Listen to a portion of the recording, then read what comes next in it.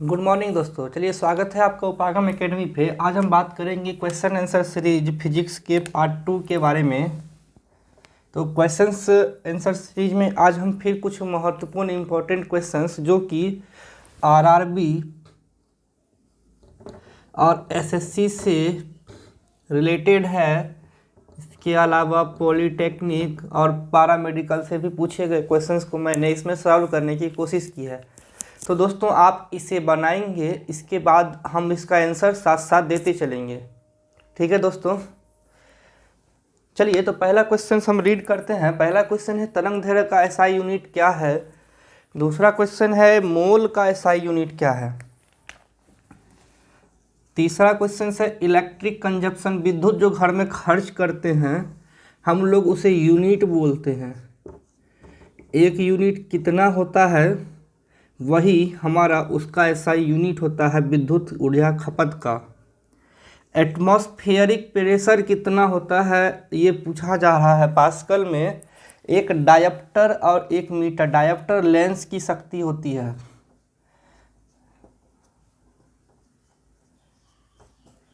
ठीक है, तो आप वीडियो पॉज कीजिए, इसे बनाने की कोशिश कीजिए। चलिए हम सबका सॉल्यूशंस दे रहे हैं, उम्मीद है आप इसे बना लिए होंगे। पहला है तरंग दैर्ध्य। तो तरंग दैर्ध्य कितना होता है, इसका यूनिट होता है ये, इसको हम एंगस्ट्रम बोलते हैं। वेवलेंथ को हम मापते हैं एंगस्ट्रम में, और एक एंगस्ट्रम होता है 10⁻⁻10 मीटर। तो एसआई यूनिट क्या होगा, मीटर, यानी एक का आंसर हो जाएगा metre. SI unit of mole, mole का मोल ही होता है बस यहाँ स्मॉल यूनिट में स्मॉल एम होगा। इलेक्ट्रिक कंजप्शन होता है एक यूनिट, और एक यूनिट बराबर के किलो वाट आवर होता है 1000 वाट आवर।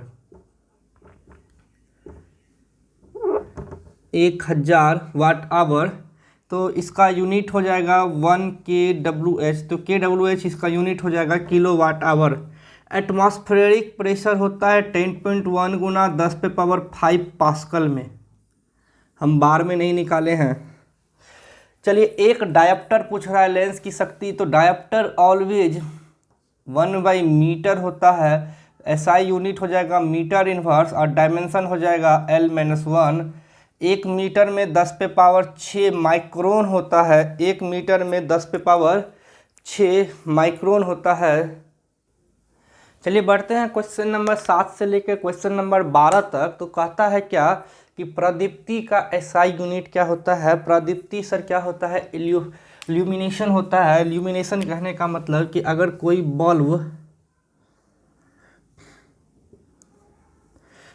बल्ब जल रहा है तो इससे जो प्रकाश उत्पन्न हो रहा है, इस उत्पन्न प्रकाश से उत्पन्न ऊर्जा को हम बोलते हैं इल्यूमिनेशन। और इसी इल्यूमिनेशन का पूछ रहा है कि एसआई यूनिट क्या होता है। तो आप इसको बनाइए, लास्ट में हम इसका आंसर बताएंगे। 1 किलो वाट आवर को जूल में, किलो वाट को जूल पर सेकेंड में, 1 कूलम पर 1 सेकेंड का वैल्यू पूछ रहा है। और 11वां क्वेश्चन है वायुमंडलीय दाब मापते हैं, वायुमंडलीय प्रेशर, एटमॉस्फेरिक प्रेशर। 11 नंबर का ऑब्जेक्ट इंग्लिश में लिख देते हैं यहाँ पे, एटमॉस्फेरिक प्रेशर। 12 नंबर में है 1 जूल किसके बराबर होता है, और इसका ऑप्शन हम दे दिए हैं। 1 न्यूटन गुना 1 मीटर, 1 वाट गुना 1 मीटर, 1 न्यूटन गुना 1 सेंटीमीटर, और 1 पास्कल गुना 1 मीटर। आप अपना समय लीजिए और इसको बनाने की कोशिश कीजिए। मेरे ख्याल से ये 1 मिनट का सवाल है, आपको 1 मिनट में बन जाना चाहिए सभी सवाल।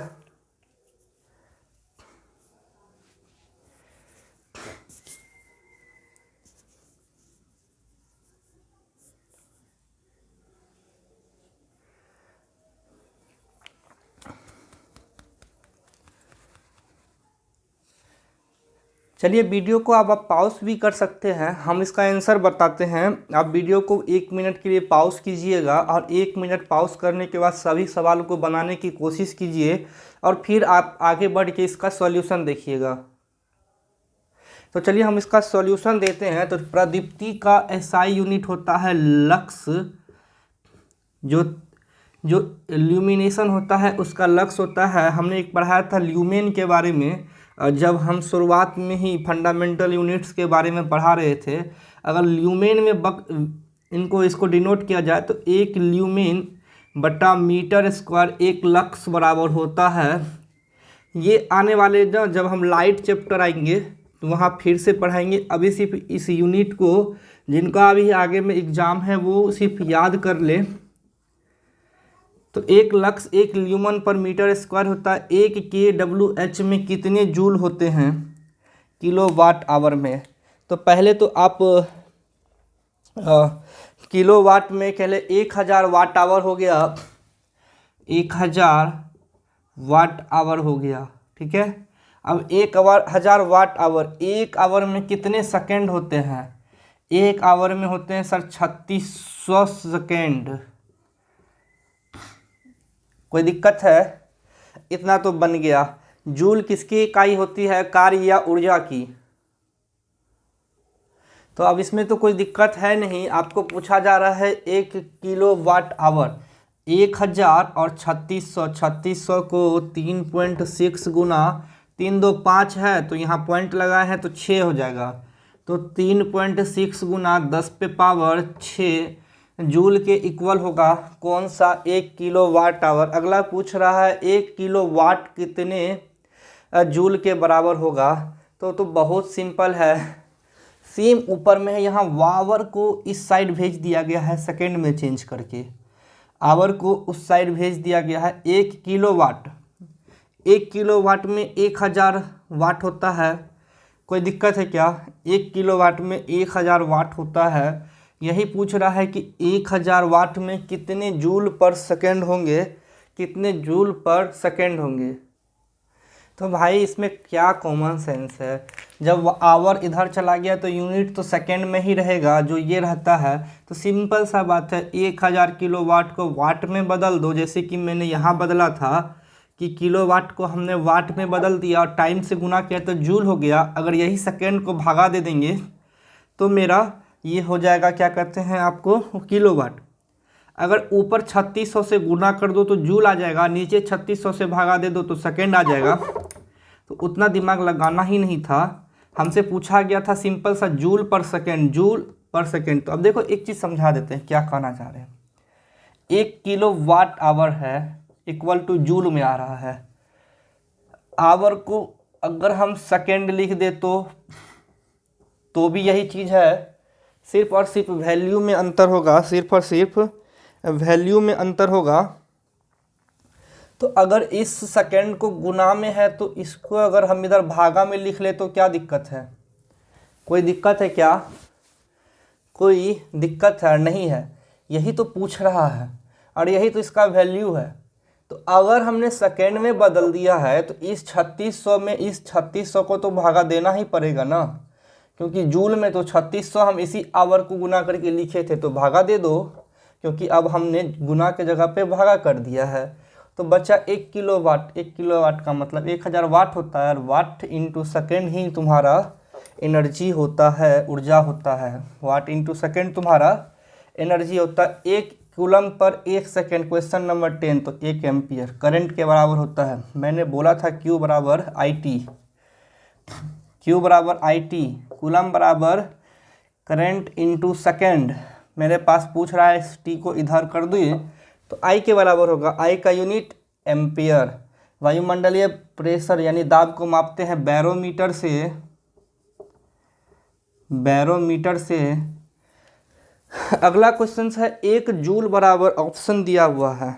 उम्मीद है कि ये बहुत आसानी से बना होगा, क्योंकि जूल मात्रक होता है कार्य या ऊर्जा का, कार्य का। तो कार्य बराबर क्या होता है सर? कार्य बराबर होता है न्यूटन मीटर, न्यूटन मीटर। क्यों? क्योंकि फोर्स गुना परपेंडिकुलर डिस्टेंस ही वर्क होता है, इसलिए इसका आंसर हो जाएगा 1 न्यूटन इंटू 1 मीटर। चलिए बढ़ते हैं अगले क्वेश्चंस की ओर। चलिए बढ़ते हैं क्वेश्चन नंबर 13 और 14 की तरफ। तो क्वेश्चन नंबर 13 कहता है किस राशि यानी क्वांटिटी का मान स्थान बदलने पे नहीं बदलता है। तो which quantity has not change their value और magnitude due to change in their position. Mass, friction force, weight और टॉर्क, पोजीशन बदलने पे, स्थान बदलने पे किसका वैल्यू नहीं बदलता, ये पूछ रहा है। और 14 में पूछ रहा है कि जड़त्व की जो माप है, इनर्शिया, 14 में पूछ रहा है कि इनर्शिया का जो माप है निर्भर करता है किस पे, वेग पे, भार पे, द्रव्यमान और बल पे। सोचिए, पॉज कीजिए और इसको बनाइए।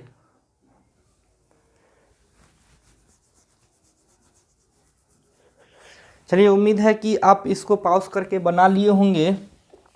अब हम इसको बनाने की कोशिश करते हैं। तो पहले दोस्तों, इनर्शिया मैंने क्या बोला था कि अगर ये कोई वस्तु इस तरह है तो ये तब तक इस तरह रहेगी जब तक कि इस पर कोई बाह्य बल नहीं रहेगा। यानी वो जिस स्थिति में है, अगर वो स्थिर स्थिति में है तो स्थिर, या मोशन में है, एक समान मोशन में, तो वो ऐसा ही रहना चाहेगा। यही इनर्शिया है। लेकिन अगर इस पर अचानक से कोई बाह्य बल आरोपित कर दिया जाए तो वो अपना स्थान बदल लेता है। ये जड़त्व के विराम स्थिति के कारण होता है, जो हम पढ़ा चुके हैं। तो पहला तो क्वेश्चन है कि वो हम इसका पढ़ा रहे थे 14 नंबर का। तो 13 बताते हैं, पहले 14। तो जड़त्व की माप निर्भर करती है द्रव्यमान पे।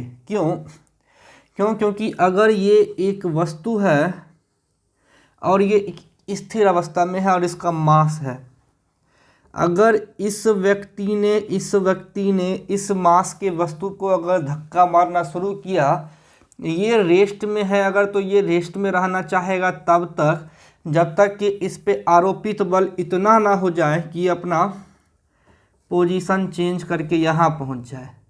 अगर मास बहुत ज़्यादा हो इस व्यक्ति से, व्यक्ति का वज़न मान लो कि 10 kg है और इसका वज़न 100 kg है, तो इनर्शिया के कारण ये रेस्ट में रहेगा। लेकिन व्यक्ति का वज़न 100 kg है, इसका वज़न 10 kg है, ये धक्का मार के इसको यहाँ पे ले आएगा। तो द्रव्यमान पे जड़त्व की माप निर्भर करती है।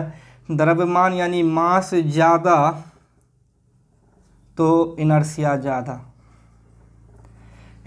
ज़्यादा, मतलब रेस्ट में रहने की प्रवृत्ति ज़्यादा या एक समान मोशन में है, तो यानी आरोपित बल उस पर उतना कम लगेगा।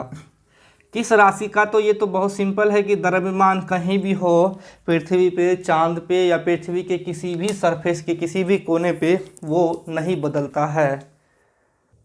चलिए, क्वेश्चन नंबर 15, 16 और 17 ज़्यादा हार्ड तो नहीं है, लेकिन नॉर्मल क्वेश्चन से अब थोड़ा सा नॉमेरिकल क्वेश्चंस है, लेकिन ये नॉमेरिकल से बहुत ज़्यादा आसान है। तो पूछता है कि वेट ऑफ ऑब्जेक्ट, वस्तु का भार अगर दिया है 200 न्यूटन, क्या दिया है? वस्तु का भार और ग्रेविटी का वैल्यू 9.8 मीटर पर सेकेंड स्क्वायर होता है। हमने जब जी के बारे में पढ़ाया था तो बताया था कि जी का वैल्यू 9.8 मीटर पर सेकेंड स्क्वायर कैसे होता है।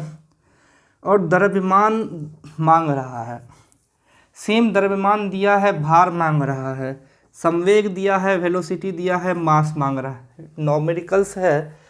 वीडियो पॉज कीजिए और इसको बनाने की कोशिश कीजिए। चलिए, हम अब इसको सॉल्व करते हैं। आप वीडियो पॉज करके इसको बनाइएगा। तो हमको वेट दिया है, कहाँ है? Question number 15। W दिया है, तो W बराबर mg होता है, बताया जा चुका है। तो हमको मास मांग रहा है, ये 200 दिया है, मास मांग रहा है, और ये 10 है, तो मास बराबर 20 kg। ये तो नॉमेरिकल सा फॉर्मूला है। जब हम मास और वेट में डिफरेंस बताए थे तो बताए थे कि मास kg में नापते हैं, जबकि वेट न्यूटन में, यानी न्यूटन इसका होगा। हाँ, तो फिर सिंपल है क्वेश्चन नंबर 16 भी। तो W बराबर क्या होता है? m इंटू जी। हमसे मांग क्या रहा है? W बराबर 10, और G का मान यहाँ पे कुछ नहीं दिया है तो 9.8 ही मानेंगे। जहाँ दिया है वहाँ 10 मानेंगे, जहाँ कुछ नहीं दिया है वहाँ अपने मन से 9.8 मानेंगे। और ये हो जाएगा कितना? 998 न्यूटन, 1998 न्यूटन। अगला क्वेश्चन है क्वेश्चन नंबर 17। संवेग दिया है, वेलोसिटी दिया है, मास मांग रहा है। तो संवेग यानी P बराबर क्या होता है? m इंटू भी, मास इंटू वेलोसिटी। मास मांग रहा है, P दिया है कितना? 50। वेलोसिटी दिया है 5, 10 kg में हो जाएगा। ठीक है, चलिए बढ़ते हैं क्वेश्चन नंबर 18 से आगे की ओर। चलिए क्वेश्चन नंबर 18, 19 और 20। 18 कहता है कि v² - u² equal to 2as होता है। v² u², v² क्या होता है? Final velocity, initial velocity, s यहाँ डिस्टेंस और a एक्सेलरेशन होता है। किस नियम से आता है? 19 का कहता है कि गति का दूसरा नियम संबंधित है प्रेशर से, फोर्स से, वेट से या फिर मोमेंटम से। 20 कहता है कि बल के प्रभाव यानी इफेक्ट को गति का कौन सा नियम बताता है? पहला, दूसरा, तीसरा, या कि कोई नियम ऐसा है ही नहीं जो बल के प्रभाव को बताया जा सके। अपना समय लीजिए, सोचिए कि आखिर ऐसा क्या है, फिर इसको बनाइए। चलिए वीडियो पॉज करके आप 1 मिनट लीजिए, हम अब इसको बनाते हैं। क्या पूछता है कि u² - v² यानी वेलोसिटी का डिफरेंस है, यानी वेलोसिटी वेग, एक्सेलरेशन और डिस्टेंस, ये पोजीशन होता है सर, किसी भी पोजीशन यानी स्थिति। s मतलब डिस्टेंस की किस पोजीशन पे वो आ गया है अगर वेलोसिटी में चेंजेज है। v² u² मतलब चेंज इन वेलोसिटी, तो चेंज इन वेलोसिटी हमको पोजीशन बताता है। तो दूसरे नियम से हमको, सेकेंड नियम से हमको चेंज इन पोजीशन भी पता चलता है वेलोसिटी।